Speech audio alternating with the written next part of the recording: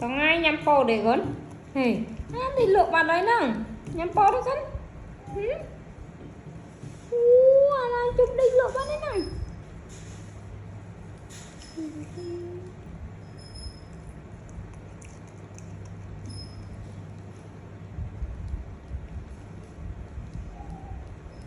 dạ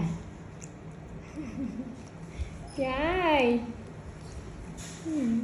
tao cái hỏi tao tiên hay có mình nhắm tông mu ta con